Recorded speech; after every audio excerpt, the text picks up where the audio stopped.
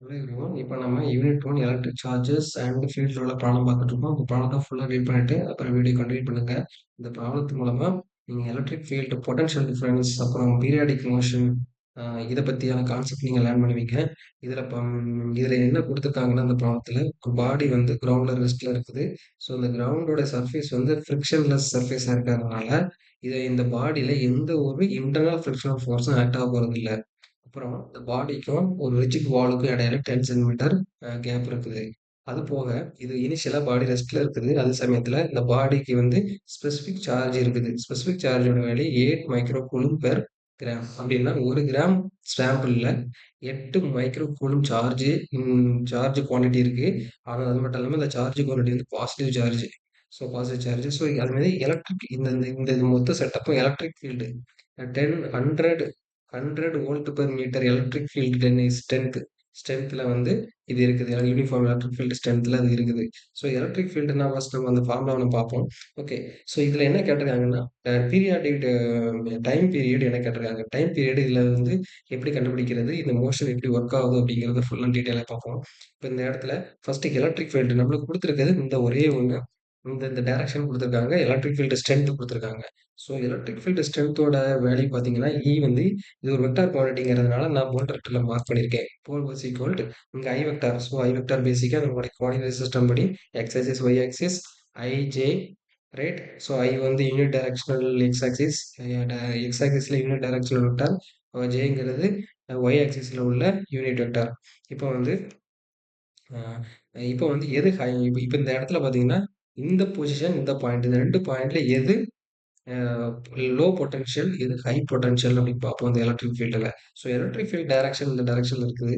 நீங்கள் பார்த்தீங்கன்னா electric ஃபீல்டுடைய electric field ஸ்ட்ரென்த்தோட formula வந்து பார்த்தீங்கன்னா பொட்டன்ஷியல் கிரேடியன்ட் ஐ வெக்டார் என்ன போட்டிருக்கேன், பொட்டன்ஷியல் கிரேடியன்ட் மைனஸ் சைன் போட்டிருக்காங்க. அந்த மைனஸ் சைன் வந்து எதுக்கு இண்டிகேட் பண்ணுதுன்னா அதாவது ஸ்பேஸ் இன்க்ரீஸ் ஆக பொட்டன்ஷியல் டிஃபரன்ஸ் வந்து அது என்ன ஆகும்னா கம்மியாகும். அதாவது நெகட்டிவ் வேல்யூவாக இருக்கும். அதாவதுன்னா அப்படின்னா பாருங்க, இது ஹையர் பொட்டன்ஷியலா இருக்கணும். இது லோயர் பொட்டன்ஷியலா இருக்கணும்.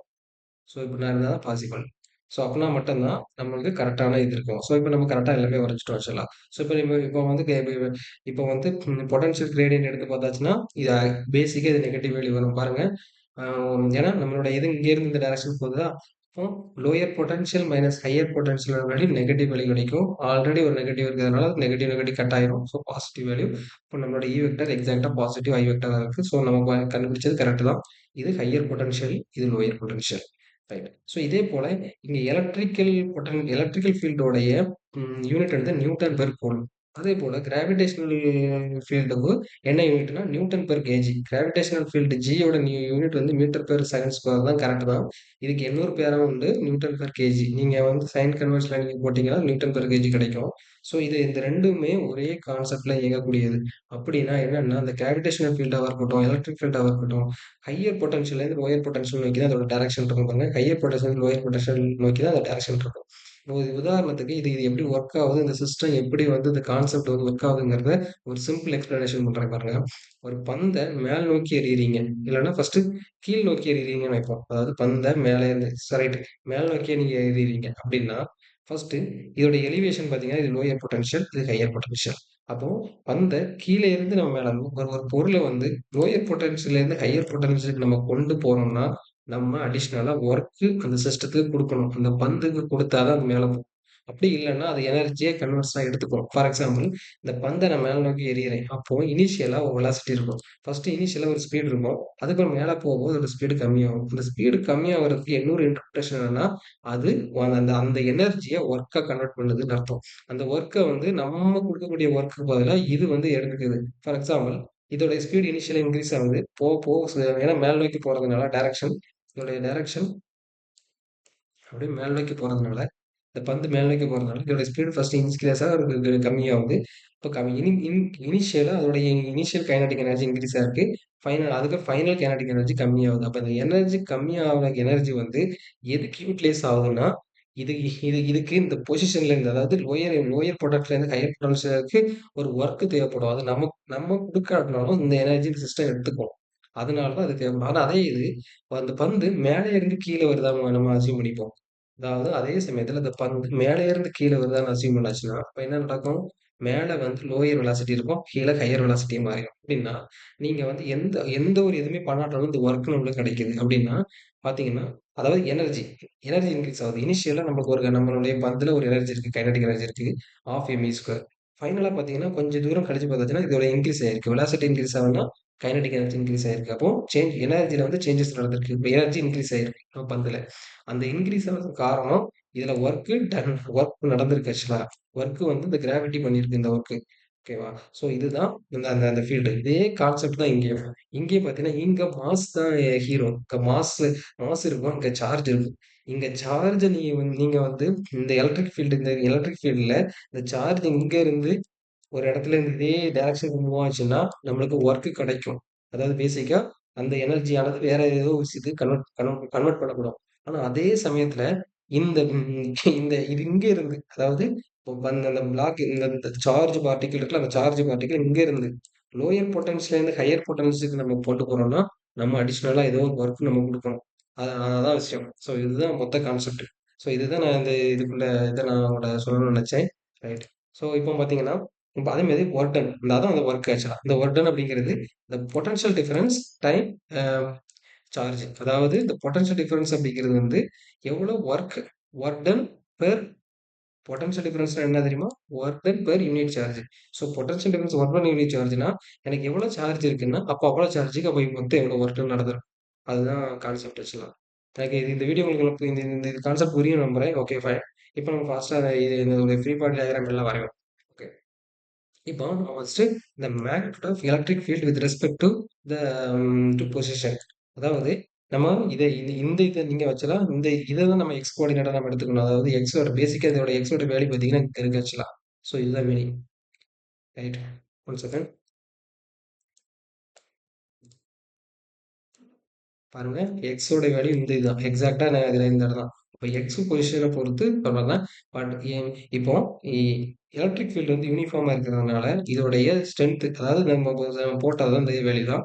ஸோ இது வந்து ஜஸ்ட் நான் மேக்னிடியூட மட்டும் தான் நான் மார்க் பண்ணியிருக்கேன். So magnitude of electric field nothing but gradient of potential difference. So potential டிஃபரன்ஸோட கிரேடியன்ட் பொட்டன்ஷியலோட கிரேடியன்ட் தான் magnitude of electric field. So magnitude of electric field தான் இங்க வரைஞ்சிருக்கேன். இனிமே ஸ்ட்ரென்த் அதாவது வெக்டார் ரெப்ரசென்ட் பண்றேன் இப்போ.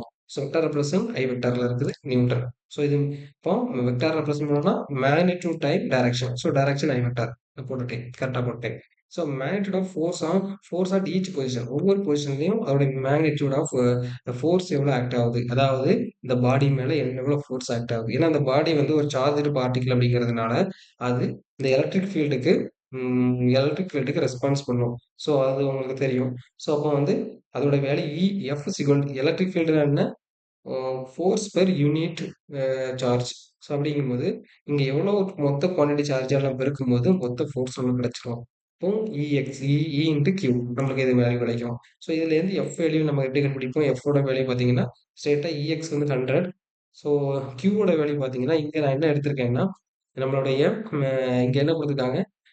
ஸ்பெசிஃபிக் சார்ஜ் வந்து 8 மைக்ரோ கூலும் பெர் கிராம்ங்கிறதுனால நான் 1 கிராம் மாஸோட வேல்யூ 1 கிராம் அப்படின்னு நான் எடுத்துக்கிறேன்.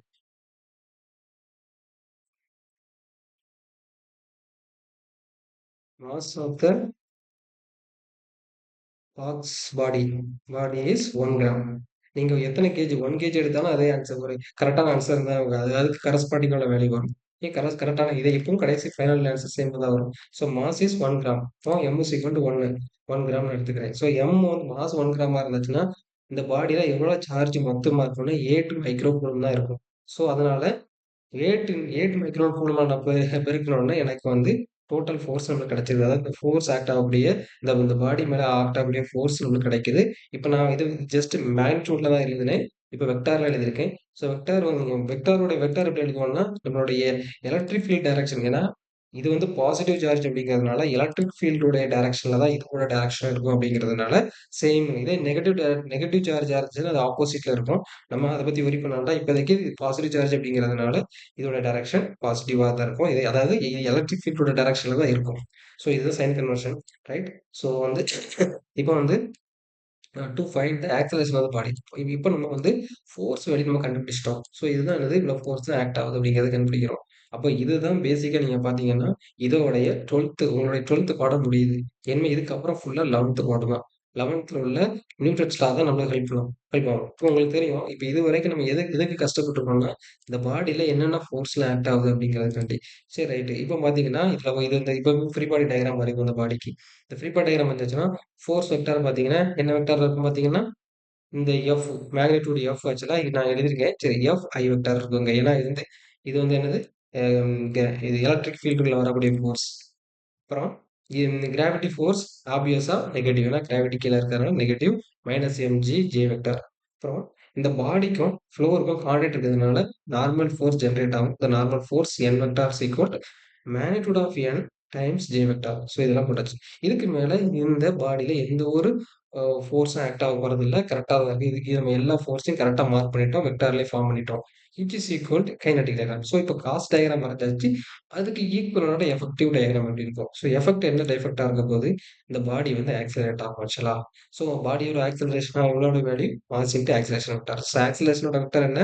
ஒய் டைரக்ஷன்ல பார்த்தீங்கன்னா, எந்த ஒரு மோஷனும் எனக்கு இருக்க போறதில்ல அப்படிங்கிறதுனால 0 போட்டுட்டேன். ஒரு எக்ஸ் டைரக்ஷன்ல ஏ ஆக்ஸலரேஷன் இருக்கு. ஆக்ஸலரேஷன் என்ன வேல்யூ தெரியாது. பட் அதோட மேக்னிட்யூட் ஏ போட்டு ஐ வெக்டார் போட்டாச்சு. ஸோ இதுதான் என்னோட டோட்டல் ஆக்ஸலரேஷன் வெக்டார். ஸோ இப்போ நம்ம ஃபைனலா இன்னும் ஆஸ் யூசுவல் நம்ம யூஸ் பண்ண முடியாது தான். ஸோ நியூட்டன்ஸ் ஆங்கிள யூஸ் பண்ணி அப்படியே all summation of all the force vector அதாவது resultant vector is equal mass into acceleration vector. So இதெல்லாம் பார்த்தோம்னா இந்த பாடியில என்னென்ன ஃபோர்ஸ் வெக்டார்லாம் ஆட் ஆகுது? F vector, W vector, N vector. So அவ்வளோ ஃபோர்ஸை ஆட் பண்றோம். அதே மாதிரி mass into acceleration vector. So இதெல்லாம் ஆட் பண்ணா ஃபைனலா எனக்கு என்ன தருதுன்னா, இந்த ஐ காம்போனன்ட்ட மட்டும் நான் வந்து ஈக்குவேட் பண்றேன். ஒய் ஜே காம்பவுண்ட் நமக்கு தேவையில்ல அப்படிங்கிறதுனால, ஏன்னா ஆக்ஸலரேஷன் எனக்கு தேவைங்கிறதுனால ஆக்ஸலரேஷன் கண்டுபிடிச்சிட்டேன். So acceleration 0.8 metre per second ஸ்கொயர்ல ஆக்ஸலரேட். அப்படின்னா என்ன அர்த்தம்னா, இந்த பாடி வந்து 0.8 மீட்டர் பெர் செகண்ட் ஸ்கொயர்ல இந்த எலக்ட்ரிக் ஃபீல்டுக்கு ரெஸ்பான்ஸ் பண்ணி ஆக்சிலேட் ஆகுது. இது காரணமான ஃபோர்ஸ். இந்த ஃபோர்ஸ்க்கு காரணமாக இப்போ ஆக்ஸலரேஷன் ஆகுது. இப்போ நம்மளுக்கு தெரியும். இந்த ஒரு எலக்ட்ரிக் அதாவது ஆக்ஸலரேஷன் கான்ஸ்டன்டா இருந்துச்சுன்னா, நம்ம வந்து ஒன் டைமென்ஷனல் உள்ள ஜெனரல் ரெடிமேட் ஃபார்முலா யூஸ் பண்ணிக்கலாம். இங்க வந்து இந்த ஆக்ஸலரேஷன் கான்ஸ்டன்ட் அப்படிங்கிறதுனால கான்ஸ்டன்ட். ஸோ ஆக்ஸலரேஷன் வந்து கான்ஸ்டன்ட் அப்படிங்கிறதுனால ஸோ ஆக்ஸலரேஷன் கான்ஸ்டன்ட்ங்கிறதுனால நம்ம வந்து இந்த ரெடிமேட் ஃபார்முலா யூஸ் பண்ணலாம். So X minus X naught equal UT plus half AT square. அப்போ இங்க எக்ஸோட வேல்யூ என்ன? 0.1 மைனஸ் 0. அதாவது என்ன? இனிஷியலா என்னுடைய பொசிஷன் வந்து 0ல இருக்குது. அதாவது என்னுடைய கோஆர்டினேட் வந்து எக்ஸாக்ட்டா இந்த கோஆர்டினேட் ஆக்சுவலா. ஸோ வந்து 0வா இருக்கு. Equal to UT. இனிஷியலா ரெஸ்ட் பொசிஷன்ல இருக்கு. Of AT square. ஸோ இதுல இருந்து நம்ம டைம் நான் கண்டுபிடிக்கிறேன். Acceleration X direction 0.8. இது எதுக்கு காரணம்? இந்த 0.8 ஆக்ஸலரேஷன் இங்க இருக்கு. 0.8. இந்த ஆக்ஸலரேஷன் காரணமானது என்னது? இந்த எலக்ட்ரிக் ஃபீல்டு, இந்த சார்ஜுக்கு மேல கொடுக்கக்கூடிய ஃபோர்ஸ். மத்தபடி ரைட். இதோட முடிஞ்சது. இப்போ வந்து இதோட டைம் வேல்யூ நம்ம கண்டுபிடிச்சிட்டோம். ஆனா இங்க பார்த்தீங்கன்னா, அந்த டைம் வேல்யூ இங்க இருந்து இங்க போறது தான் டைம் வேல்யூ ஒழிய, அந்த ரிப்பீட்டட் மோஷன் கிடையாது. இப்போ இதுல என்ன நடக்குது பிசிக்கலா அப்படிங்கிறத நீங்க கொஞ்சம் நல்லா யோசிக்கணும். யோசிக்கணும். ஸோ இங்கேருந்து இங்க வர்றதுக்கு நமக்கு இவ்வளோ டைம் கண்டுபிடிச்சிட்டோம். ஓகே. ஸோ வந்து இதோடைய பட் ஏன் இத வந்து டைம் பீரியட்ன்னு சொல்றாங்க. பீரியட் ஆஃப் மோஷன் அப்படின்னு சொல்றாங்க. இது ஆக்சுவலா இது பீரியாடிக் மோஷன். இந்த கிராஃப பாருங்க உங்களுக்கு தெரியும். இதோட பீரியாடிக் மோஷன் காரணம் என்ன? டைம் பீரியட் எப்படி கண்டுபிடிப்பாங்கன்னா, இதுல என்ன நடக்குதுன்னா, இந்த இடத்துல இந்த இந்த இந்த ப்ராப்ளத்துல எந்த ஃப்ரிக்ஷன் ஆக்ட் ஆகல. அப்படிங்கும்போது ஃப்ரிக்ஷன் ஃபோர்ஸ் மட்டும் தான் எனர்ஜி அப்சார்ப் பண்ணும். மத்தபடி எந்த பிரச்சனையும் இல்ல இந்த இடத்துல. வேற டிராக் ஃபோர்ஸ் எனர்ஜி அப்சார்ப் பண்ணும். டிராக் ஃபோர்ஸ் அவங்க குடுக்கல. அப்புறம் ஃப்ரிக்ஷனல் ஃபோர்ஸ் தான் அடுத்தது. முக்கியமா எனர்ஜி அப்சார்ப் பண்ணும். அப்படின்னா, எனர்ஜிய வந்து அது உள்வாங்கிக்கிடும். அது திரும்ப சிஸ்டத்துக்கு குடுக்காது. நம்மளுடைய சிஸ்டத்துக்கு குடுக்காது. அப்படின்னா, அந்த பாடிய நீங்க கன்சிடர் பண்ணீங்கன்னா, ஸ்டார்ட்டிங்ல ரெஸ்ட் பொசிஷன்ல இருக்கு. அப்படின்னா, இங்க இருந்து இங்க இந்த பொசிஷன் போம்போது, இதுக்கு ஒரு வொர்க் கிடைக்கும். எதுக்கு வொர்க் கிடைக்கும்? இந்த பொட்டன்ஷியல் டிஃபரன்ஸ் அதாவது இந்த பாடி வந்து அதாவது இந்த இந்த பாடின்னு சொல்றத விட, இந்த பாடியில உள்ள எலக்ட்ரிக் அதாவது என்னது? அ அந்த பாசிட்டிவ் சார்ஜ் இருக்கிறதுனால, அந்த பாடியில பாசிட்டிவ் சார்ஜ் இருக்கிறதுனால, இந்த எலக்ட்ரிக் ஃபீல்டுக்கு ரெஸ்பான்ஸ் பண்ணும். ஸோ, அந்த பாசிட்டிவ் சார்ஜ் என்ன பண்ணும்னா, அப்படியே இந்த இந்த பாசிட்டிவ் சார்ஜ் வந்து ஹையர் பொட்டன்ஷியல் சைட்ல இருந்து லோயர் பொட்டன்ஷியல் சைடுக்கு நம்ம மூவ் ஆகும்போது, அது வொர்க்க வெளிப்படுத்தும். அந்த வொர்க் வந்து கைனடிக் எனர்ஜியா மாறும். கன்வர்ஷன் ஆகும். ஸோ, வந்து அப்போ இந்த என்ன ஆகும்னா, இனிஷியலா ரெஸ்ட்டா இருக்கிறது போக ஸ்பீட் இன்கிரீஸ் ஆகி இந்த இடத்துல ஹை ஸ்பீட்ல ரீச் ஆகும். ஸோ இந்த ஸ்பீட்ல நம்ம ரீச் ஆன உடனே கொஞ்சம் ஸ்பீடு இருக்கிறதே ஹை ஸ்பீடில் தான் ரீச் ஆகும்.